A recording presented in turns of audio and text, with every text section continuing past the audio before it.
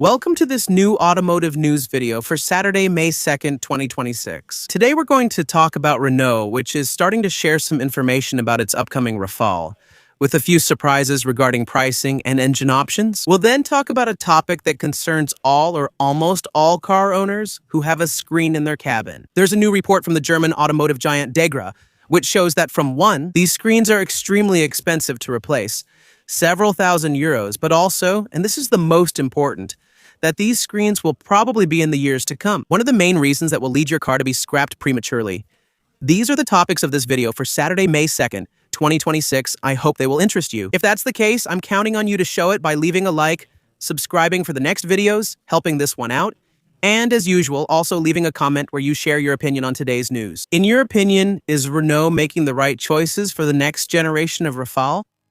And yes, because even though the Rafale is still relatively new, released in 2024, Renault is already planning its new generation, which should arrive by 2028. It won't be long, and that's why Renault is starting to test the waters a bit by giving out some information to the press, just to see how people react. Quite simply, first thing to know, this Renault Rafale will be the very first model from the brand to be built on the new modular electric platform RGEV Medium 2.0, an architecture designed to accommodate several vehicles from the B plus C and D segments, including SUVs and large SUVs. This should help Renault boost profit margins and cut production costs, as all future vehicles will be built on it. As you can see, by basing it on this platform, Renault is probably signaling the general public that its next Rafale will only be available with a 100% electric powertrain. However, there's a small detail about it.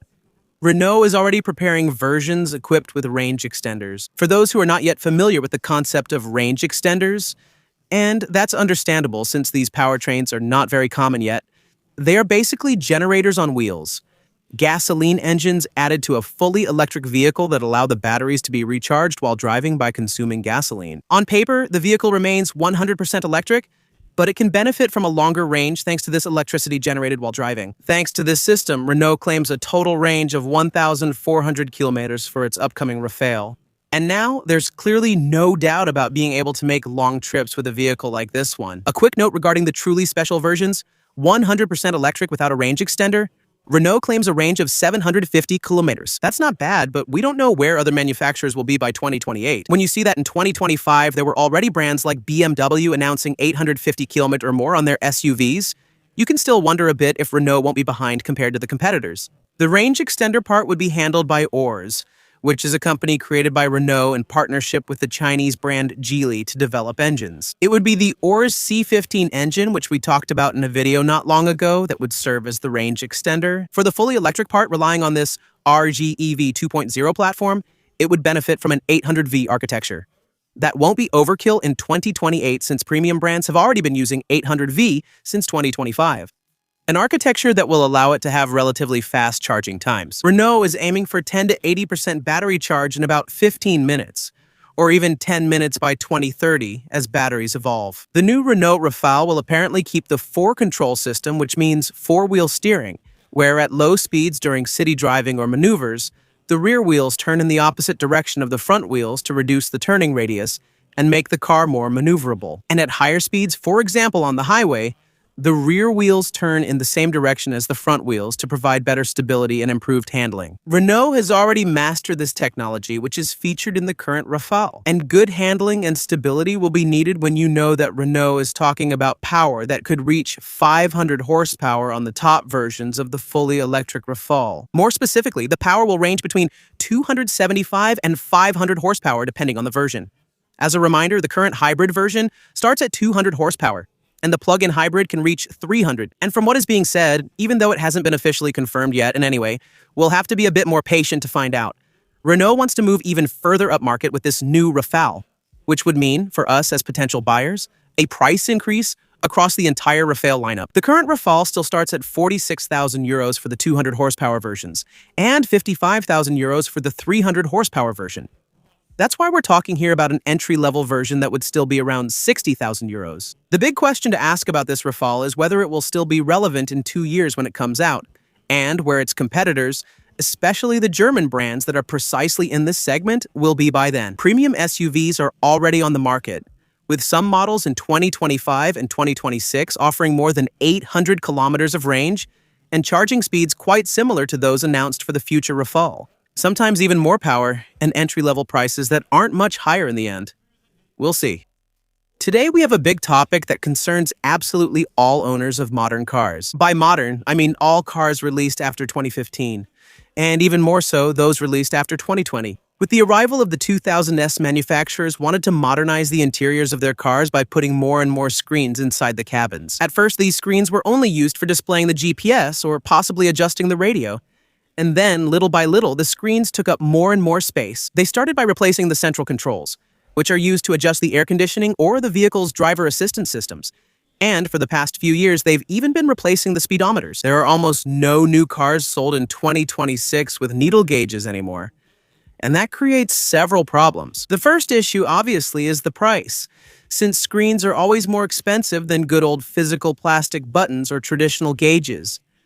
This also contributes to the overall increase in the price of new cars that we've seen over the past 10 years. But in addition, according to a new study that just came out, conducted by the German automotive giant Dekra, it's not reliable, it's extremely expensive to repair when it can be repaired, because sometimes it simply can't be. Indeed, according to this new study by Dekra, the average lifespan of a modern automotive LCD screen is around 10 to 12 years. The problem isn't really that a screen breaks down. If you don't have GPS on your screen anymore, it doesn't really matter. You can always use the screen of a real portable GPS, or an old paper map for those of you who are a bit older. But since we've given more and more importance to these screens, and now they control a whole bunch of crucial features in the vehicle, a screen breaking down, it could potentially mean not being able to activate or deactivate certain driver assistance features. And in some cases, it also means not being able to access crucial information, like the vehicle's speed. First, it creates an immediate safety risk. If you don't know your speed, that's a problem. It also causes a medium-term issue since a car without a working screen can be rejected during vehicle inspection. In any case, when it involves features that are crucial, like displaying the speed. First of all, 10 to 12 years is relatively short.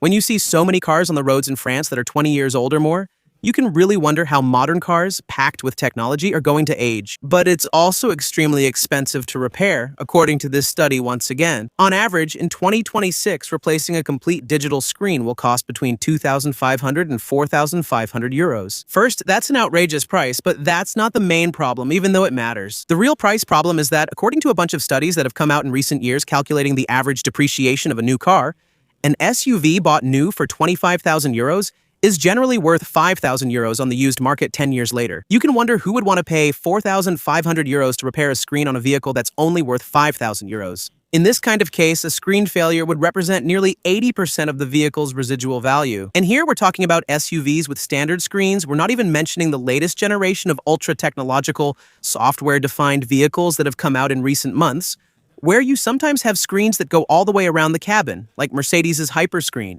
That's going to cost a fortune to repair.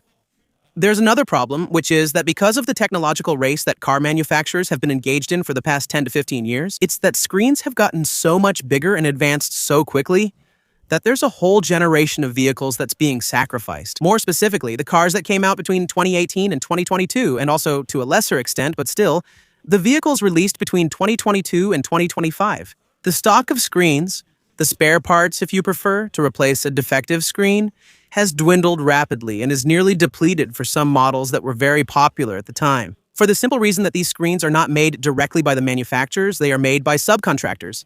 And with the speed at which car electronic systems evolve, the equipment suppliers, the small subcontractors, can't afford to. They don't have the necessary infrastructure to produce both the screens for older generation cars and the screens for the new generation cars that are currently coming out of dealerships. So we're starting to see cases where relatively recent cars, produced in 2019 for example, end up with a defective speedometer screen that doesn't display anything anymore, and for which there simply aren't any spare parts in stock. Cars that technically are no longer really allowed to be driven, or in any case, won't be allowed after their next inspection, for which there simply isn't a solution, and for which there probably won't be any new solutions in the long term. And with this growing shortage of replacement screens, suppliers are taking advantage of it to drive up prices. That's how sometimes on certain forums, you see outrageous repair quotes of 7,500 euros for a screen for subcompact cars from the late 2010s that are worth a third of that price. The worst part is, there's not much we can do about it because Even though overall most drivers agree that we don't need to have so many screens in cars and would prefer simpler cars that cost less,